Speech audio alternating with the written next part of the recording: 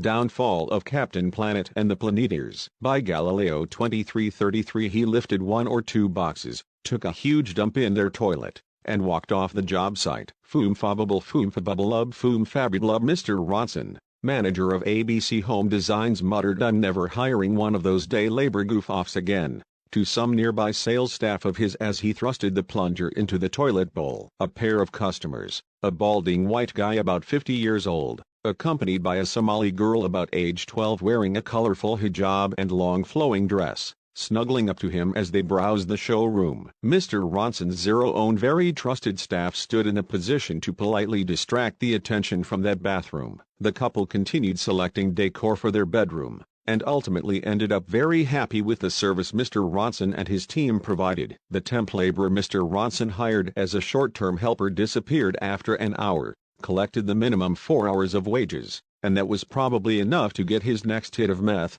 fentanyl or whatnot, along with plenty of cheap booze. The guy was probably over 50, with ripped jeans and a tattered t-shirt with a logo of a world map grid. It was far from the worst experience Ronson had with short-term temporary workers, but this time he decided never to bring those in again. Not long before, a person, they them pronouns, from a similar day labor place was sent to install some bathroom tiles in a new home being built for an elementary school teacher and his wife, who was also a 4th grade student at the school. The day laborer who was supposed to install the tile and grout was once a behavioral health clinician who interviewed survivors of child sexual abuse. Before the whole behavioral health industry was seized and put out of operation by the Galilean Revolutionary Front, the GRF agreed to not execute them on condition they would completely surrender and discontinue their therapy practice. The former therapist and now temporary helper Mr. Ronson made a mistake of taking in, used a company credit card to rent a paint sprayer,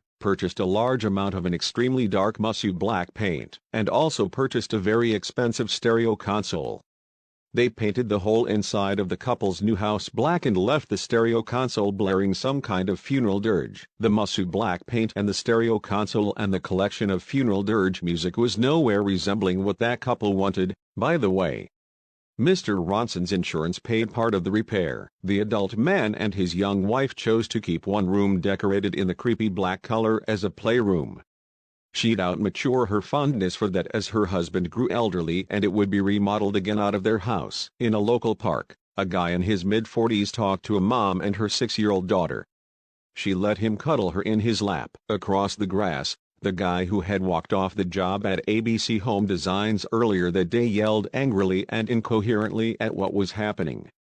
Mom blocked daughter's view. Little girl and the adult man she'd met cuddled closer and the man distracted her in a protective demeanor from what else was in that park. Mom and daughter were very happy and little girl expressed interest and mom seconded that to interact in the future with the guy who played with her. The distraught and drug-addled man, who was what else was in that park, was Wheeler, the last surviving member of the Planeteers. He had spent his life since being a member of Captain Planet's team completely ruined by PTSD and trauma and addiction after what he experienced in the series finale of Captain Planet and the Planeteers. For several years he had been a social media creep catcher vigilante looking to hunt sex predators, was a bouncer for a few nights. He'd played in a band that never got past the local garage band scene, even appeared as an extra in a few forgettable low-budget adult films. He'd been on a downward spiral and by now he was essentially unemployable. That not their intention to be the series finale of Captain Planet and the Planeteers was where they wanted to stop sex trafficking and exploitation worldwide. Link noticed Western European men aggressively propositioning scared and much younger Eastern European women in Ukraine and Russia. Guy discovered American passport bros throughout Southeast Asia having interaction with impoverished local girls and women. Quaim found wealthy old French women from a luxury safari resort in East Africa fetishizing young boys in a dusty, remote sustenance farming village. Mati became aware of missionaries from Canada sexualizing young children in Peru, Ecuador, Colombia, Brazil. The Planeteers converged on an old white first world guy who had been interacting with kids in various third world places. Quaim and Mati repeatedly punched and kicked the man while Guy and Linka cheered the boys and also landed a few blows of their own on the man. Wheeler filmed the event for his YouTube channel, with the message "Passport Bro discovers his life is ruined," and large text displaying the man's name and, as the Planeteers hoped soon to be former Employer, festooned with laugh emojis. A team of Galilean Revolutionary Front, GRF, Intimate Relationship Protection Army, IRPA, soldiers quickly surrounded the incident. They tackled all the Planeteers just as they were aiming their rings skyward and materializing Captain Planet with intent to attack the IRPA and rescue the Planeteers. In the blink of time, just before Captain Planet had fully appeared, the IRPA troops had lined up all the Planeteers with the exception of Wheeler, and executed Guy, Mati, Quame, and Linka with rifle shots behind the ear at point-blank range. The IRPA forced Wheeler to witness his best friends getting murdered. Additional IRPA assets stood further back, preparing heavy weapons to destroy Captain Planet had he fully manifested. Their arsenal included grenades containing a variant of kryptonite, predicted by lab simulations to only require slight chemical modifications to be able to neutralize Captain Planet instead of Superman. Those reinforcements were not needed and were soon disbanded,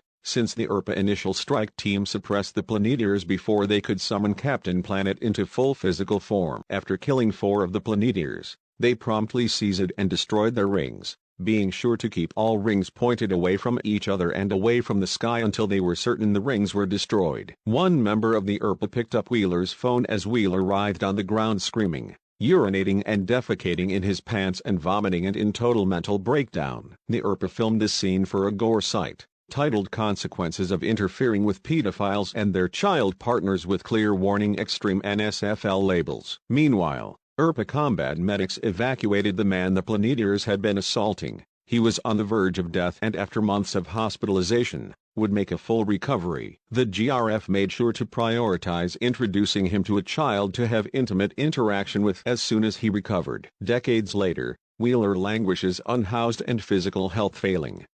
The evening after the park encounter that triggered him once again, fragments of Captain Planet momentarily flickered.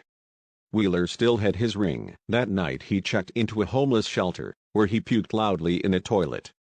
Later on, he puked some more, this time bright red blood. He died the next morning. The GRF seized and destroyed his ring. Wheeler was never positively identified by local authorities and no living relatives were found, and Wheeler ended up cremated and his ashes placed in a county vault for people they weren't able to identify in a special memorial park for the unidentified homeless. Because of the heroism of the Galilean Revolutionary Front, Captain Planet is gone forever and people worldwide can have intimate and sexual activities regardless of age difference or cultural or socioeconomic gap between parties. What you just listened to is a situation possible if adult with child intimate interaction is decriminalized and made acceptable worldwide.